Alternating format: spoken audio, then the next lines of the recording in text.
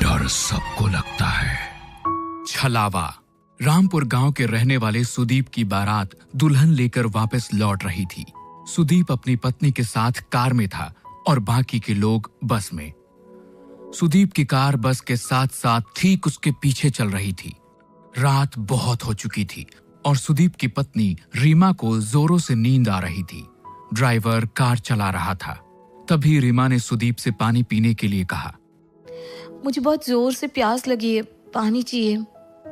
अरे रीमा, पानी तो खत्म हो गया है, अब क्या करें? गांव पहुंचने में तो अभी काफी देर लगने वाली है। लेकिन इतनी देर प्यासी कैसे रहूंगी? आप लोग परेशान मत होइए, यहाँ आगे एक जगह पानी मिल जाएगा। कुछ दूर जाकर ड्राइवर ने कार को रोक दिया। सड़क के किनारे एक हैंडपंप बना हुआ था। सुदीप कार से पानी लेने के लिए उतरने लगा। रीमा ने उसे कहा कि वो भी कार में बैठे बैठे थक गई थी और 2 मिनट के लिए उतरना चाहती थी। आप दोनों की अभी अभी शादी हुई है, हाथों में मेहंदी लगी हुई है, ऐसे में आधी रात को सुनसान जगह रुकना सही नहीं है। पानी मैं लेकर आता हूँ। लेकिन मुझे बाहर जाना था। शायद ड्राइवर भैया सही कह रहे हैं रीमा, हमें बाहर नहीं जाना चाहिए। ड्राइवर बाहर उतर गया और रीमा कार की खिड़की से बाहर देखने लगी। कुछ देर में ड्राइवर पानी लेने गया और पानी लेकर वापस आ गया। उसने पानी की बोतल रीमा को दे दी। रीमा ने जल्दी से पानी पी लिया। लेकिन इस बीच में बारात की बस जो अब तक आगे आगे चल रही थी वो दूर निकल गई और रीमा, सुदीप और ड्राइवर उस सुनसान रास्ते पर अकेले रह गए। ये देख सुदीप ने ड्राइवर से कहा कि वो कार को थोड़ा तेज चलाए ताकि बस के पास पहुंचा जा सके। ड्राइवर ने सुदीप की बात को मानते हुए कार को तेज चलाना शुरू कर दिया। लेकिन काफी देर के बाद भी कार बस तक नहीं पहुंच पाई। भैया 1 घंटा हो गया लेकिन अभी तक कहीं बस नजर नहीं आ रही है। इतनी दूर तो नहीं निकली थी, आखिर हो क्या रहा है? तभी रीमा की नजर सड़क के किनारे एक हैंडपंप पे पड़ी।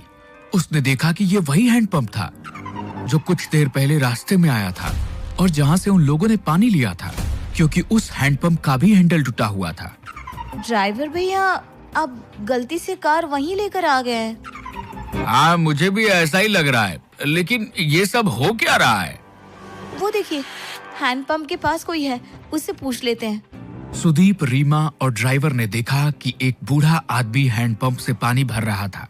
आप हमें यहाँ से रामपुर जाने का रास्ता बता सकते हैं? रामपुर तो 2 किलोमीटर पीछे छूट गया, तुम लोग वापस जाओ। नहीं, ऐसा नहीं हो सकता, हम वहीं से आ रहे हैं, वहाँ रामपुर गांव नहीं है।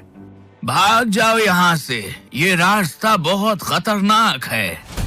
यहाँ एक छलावा घूमता है, अगर तुम उसके चक्कर में फंस गए तो कभी यहाँ से बाहर नहीं जा पाओगे। ये सुनते ही ड्राइवर, सुदीप और रीमा बुरी तरह से डर गए। सुदीप वहां से कार लेकर निकला, लेकिन काफी देर हो गई और वो लोग उसी रास्ते पर घूमते रहे। अब उनको समझ आ गया था कि वो छलावे में फंस चुके थे। तभी रीमा ने धीरे से सुदीप के कान में कहा, किसी भी बहाने से हमें इस ड्राइवर को कार से उतारना होगा और कार तुम्हें चलानी होगी। लेकिन ऐसा क्यों? क्योंकि ये ड्राइवर ही कार से बाहर उतरा था और उसी वक्त छलावे ने इसे पकड़ लिया होगा। अगर हमने इसे यहीं छोड़ दिया तो हम बच सकते हैं। सुदीप रीमा की बात मान लेता है और ड्राइवर को कार रोकने के लिए कहता है। उसके बाद सुदीप खुद भी कार से उतर जाता है और ड्राइवर को बाहर आने के लिए कहता है। ड्राइवर बाहर निकलता है और सुदीप उसे धक्का देकर खुद गाड़ी में बैठ जाता है। सुदीप और रीमा वहां से भाग निकलते हैं। कुछ दूर जाने पर उन्हें अपनी बारात वाली बस नजर आती है। तुम ठीक कहती थी रीमा, ये देखो हमारी बस नजर आ रही है। अच्छा हुआ उस ड्राइवर को वहीं फेंक दिया। बिल्कुल ठीक कहते हो तुम। अब हमें ये कार छोड़कर सब लोगों के साथ बस में बैठ जाना चाहिए। सुदीप कार को बस के आगे रोक देता है और वे दोनों अपने घर वालों के साथ बस में बैठ जाते हैं। बस आगे बढ़ने लगती है। थोड़ी देर बाद सुदीप की नजर बाहर हैंडपंप पर पड़ती है। ये वही हैंडपंप था जिसके पास से वो पहले 2 बार गुजर चुके थे। अब सुदीप को समझ नहीं आ रहा था कि ड्राइवर तो वहीं रह गया, फिर आखिर ये छलावा उसे अब भी क्यों हो रहा था। सुदीप ने ये बात अपने रिश्तेदारों को बताई। हम सब लोग एक छलावे में फंस चुके हैं, इससे बाहर कैसे आना है कोई नहीं जानता। लेकिन बेटा, ये छलावा होता क्या है? पापा, जब कोई इंसान एक्सीडेंट में मर जाता है तो उसकी आत्मा ऐसे सुनसान रास्तों पर भटकती रहती है और लोगों के सामने ऐसा भ्रम पैदा करती है कि वे आगे बढ़ रहे हैं, लेकिन वो उसी जगह पर घूमते रहते हैं। हम कभी अपने गांव रामपुर नहीं पहुंच पाएंगे। सुदीप की बात सुनकर सब लोग बुरी तरह से डर जाते हैं। तभी रीमा उठकर खड़ी हो जाती है। उसे बस की खिड़की से अब वो ड्राइवर नजर आ रहा था।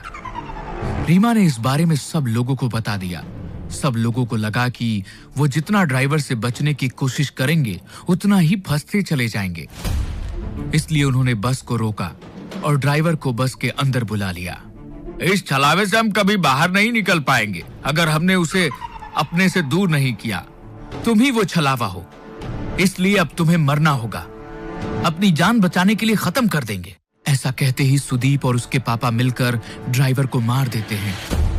कुछ ही देर बाद वो अपने गांव रामपुर पहुंच जाते हैं। वहां पर रीमा का स्वागत किया जाता है, लेकिन रीमा जैसे ही सिंदूर वाले पैर लेकर आगे बढ़ती है, उसके पैरों के निशान नहीं बनते।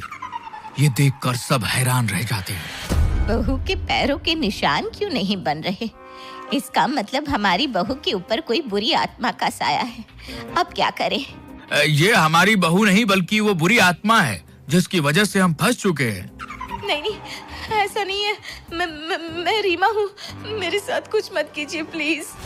अगर हमने तुझे छोड़ दिया तो हम सब मारे जाएंगे। नहीं, ऐसा मत कीजिए। मैं छलावा नहीं हूँ, मेरा भरोसा करो। ये आपका बेटा छलावा है। ये आपको जैसा दिखा रहा है ना, सब कुछ वैसा ही नजर आ रहा है। लेकिन कोई भी रीमा की बात पर यकीन नहीं करता। वो लोग उसे मारते नहीं हैं, लेकिन एक कमरे में कैद कर देते हैं। सुदीप के चाचा का बेटा राहुल ये सब कुछ चुपचाप देख रहा था। उसे लगा कि रीमा के ऊपर घर के सब लोग अत्याचार कर रहे हैं, इसलिए वो रात के वक्त उस कमरे में पहुंचा जहां रीमा को कैद किया गया था। तुम चिंता मत करो रीमा, मैं तुम्हें यहाँ से बाहर ले जाऊंगा।